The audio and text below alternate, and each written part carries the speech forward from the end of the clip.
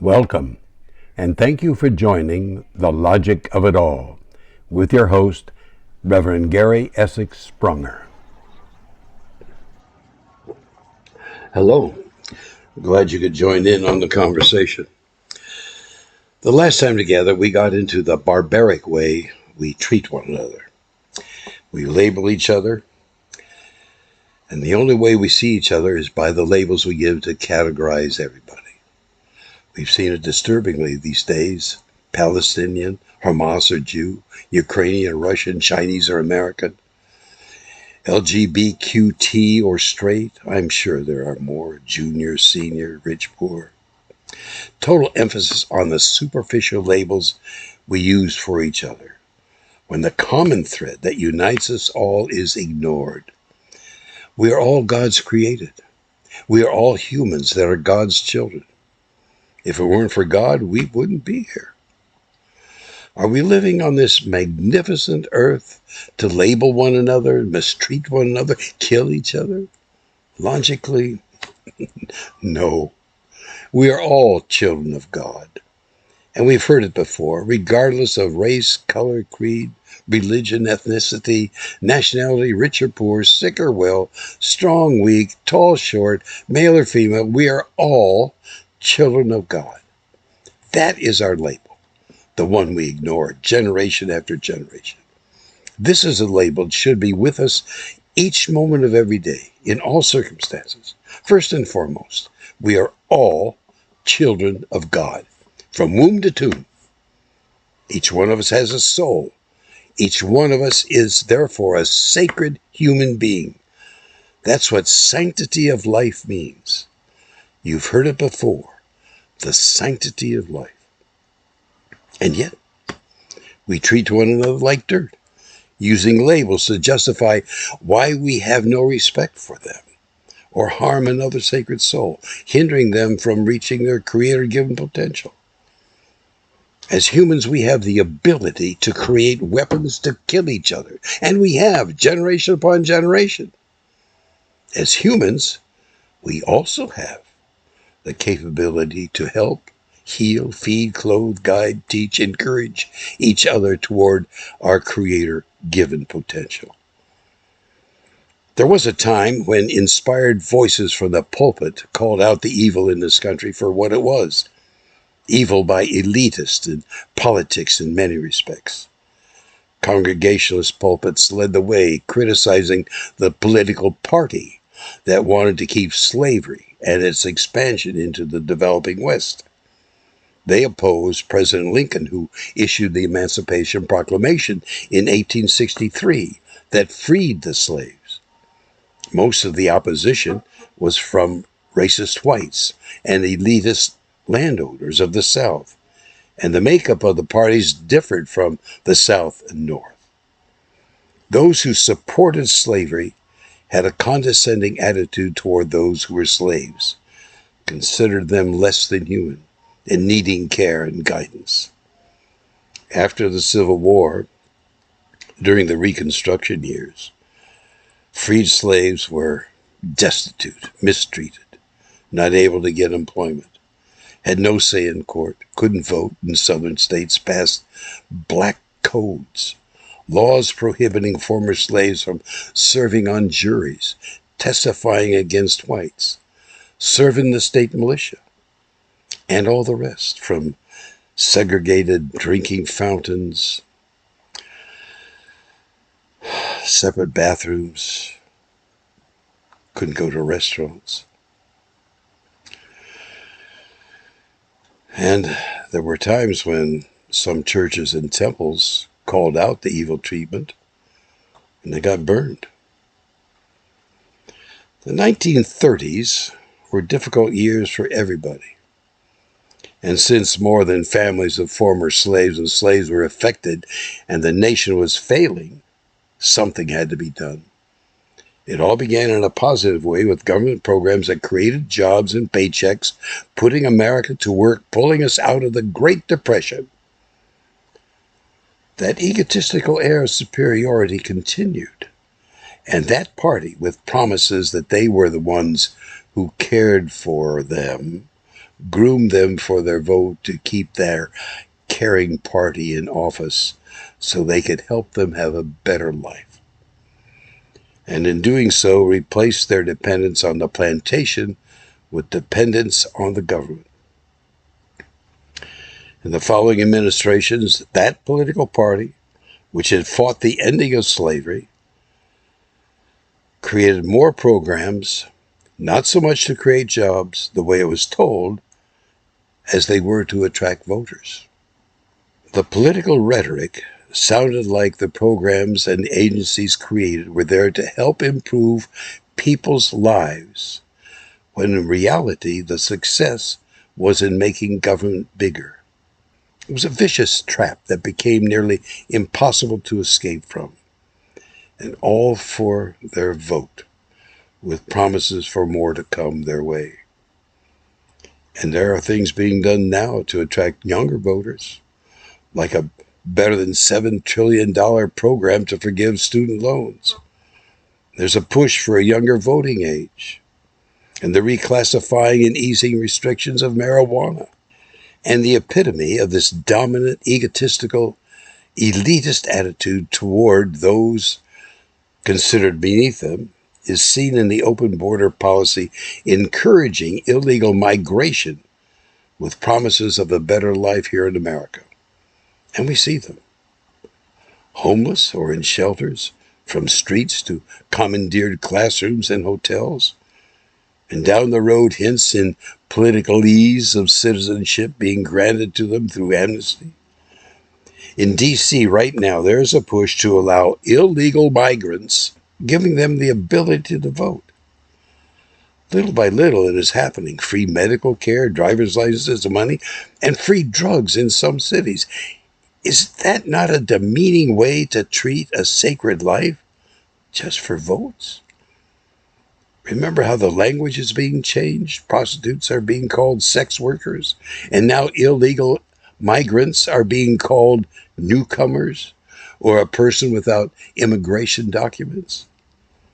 It's also, they say, dehumanizing to carry such labels as criminal or convict or felon. So use instead person seeking lawful status or person on parole. You can be in trouble for using the incorrect pronoun. Freedom of speech is under attack. It's becoming more difficult to raise your voice in opposition to current practices. Parents are shouted down and threatened, investigated if they question what's being taught their child in their taxpayer-paid schooling. And where are the voices of criticism from the pulpits that once criticized those who fought against ending slavery? In the 1960s, pulpits in the northern states helped lead the way for passing the Civil Rights Act of 1964. And that was a lesson learned by the political elitist as to how effective an organized Christian community can be in getting changes made. In 2004, a Reverend Ed Baker preached an anti-war sermon 2 days before the 2004 presidential election, and his Pasadena church got embroiled in a lawsuit with the IRS, which disputed the church's tax-exempt status. And to this day, there is the threat for a church or temple to lose their tax-exempt status for speaking out with criticism of social ills and how people are being misled and mistreated. The tax laws say a religious organization cannot support any political campaign, and that law is being used as a threat to stifle any criticism against the actions of a political party's administration. But that law has not been enforced by that same political party. As we've seen on television, national figures of that party speaking in churches during election campaigns.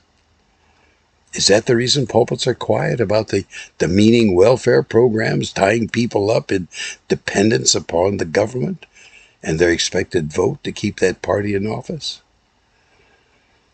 Is it because of the inequity in enforcing the law? Or are pulpits quiet because there's no quick and easy, foolproof scripture to use as criticism of the evil treatment keeping sacred lives, both citizens and illegal migrants, in their place and dependent on the political party to support them with government subsidies in exchange for their vote? There are no scriptures in the Judeo-Christian tradition that speaks directly to the treatment of people we see happening every day. You won't find it in the Bible. The Israelites didn't speak out against kings, which they believed were chosen by God. And the early Christians didn't speak out against the Roman emperors, mostly for fear of retaliatory death. Scriptures in the Bible are focused on human life being a condition of sin, guilt, and forgiveness. So how did the pulpits of the early 1800s attack and condemn slavery? If there is no easy scripture that spelled out the wrong, the evil, the sinfulness. It's a jump from being focused on the individual being sinful to society being sinful by looking the other way from seeing the misleading and mistreatment of people today.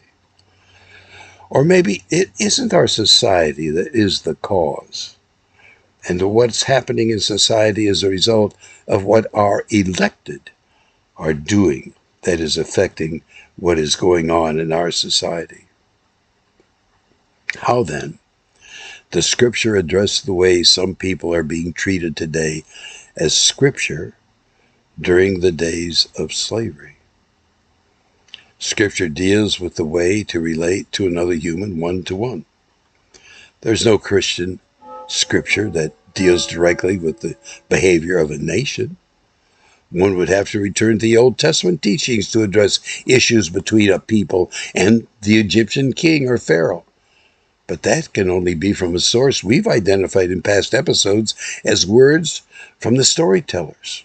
We cannot use today's stories that were told by those with knowledge limited to myths, legends, superstition, and belief in mythological God.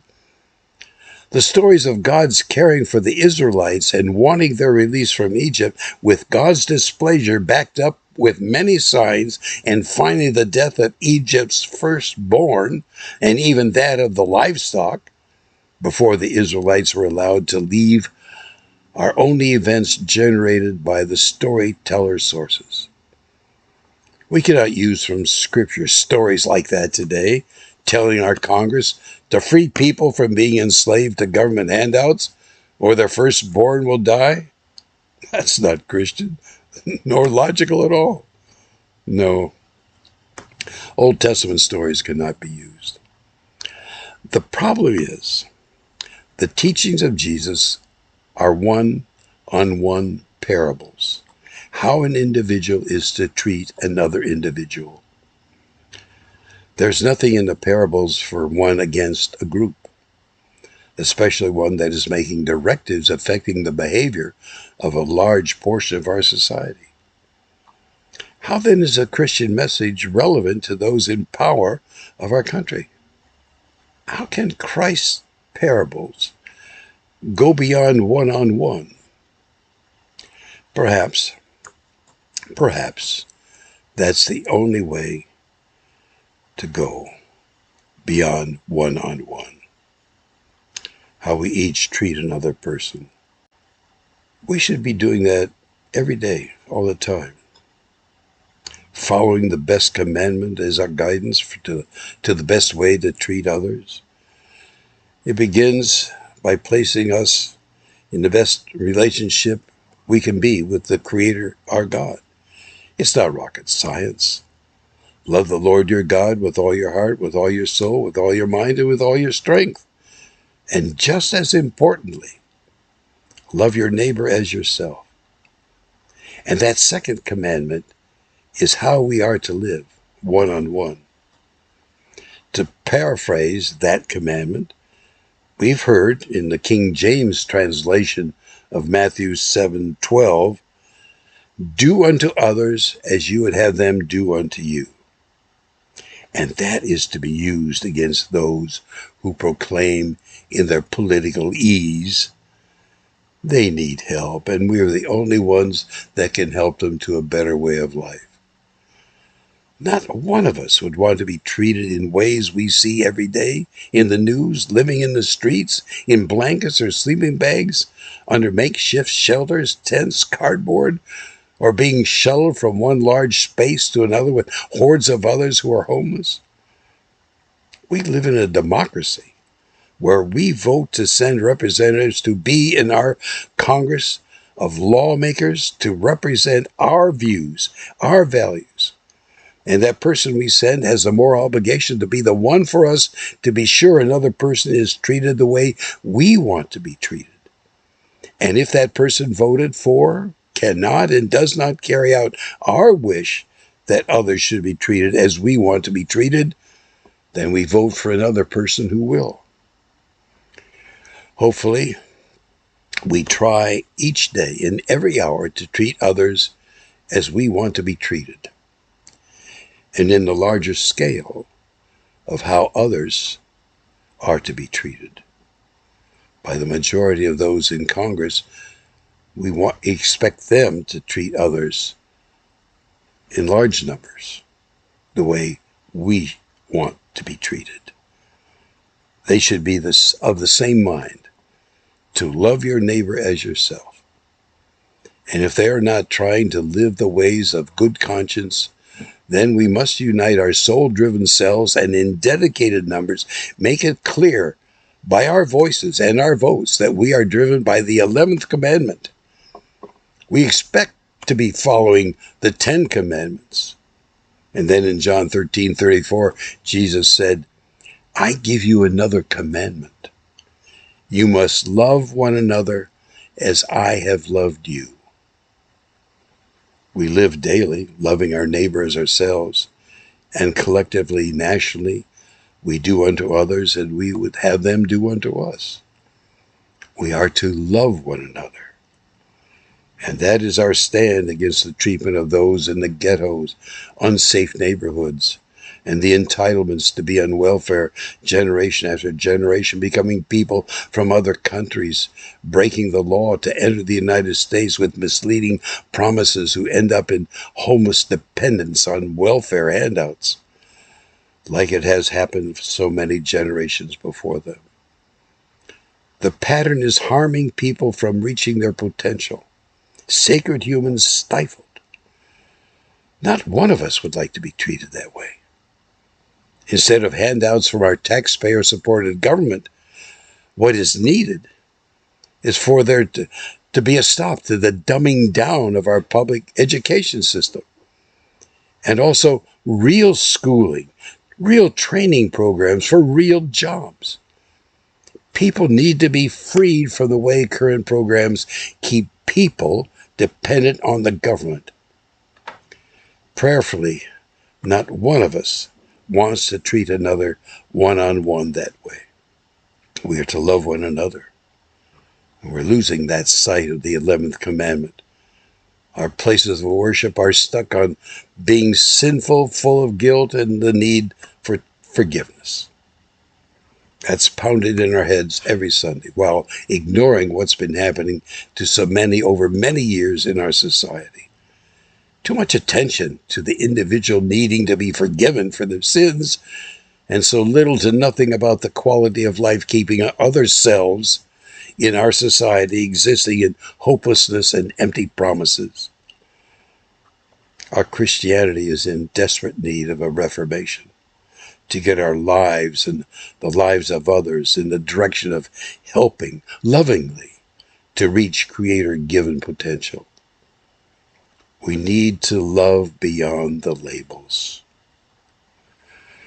More of that next time, which you are out of now, and the coffee's cold. Have a good rest of your day, and sunshine tomorrow. Thank you for following The Logic of It All and the Hope for a Christian Reformation. If you have followed since episode 1, you're welcome to the website, thelogicofitall.com. Join us again for much, much more in The Logic of It All.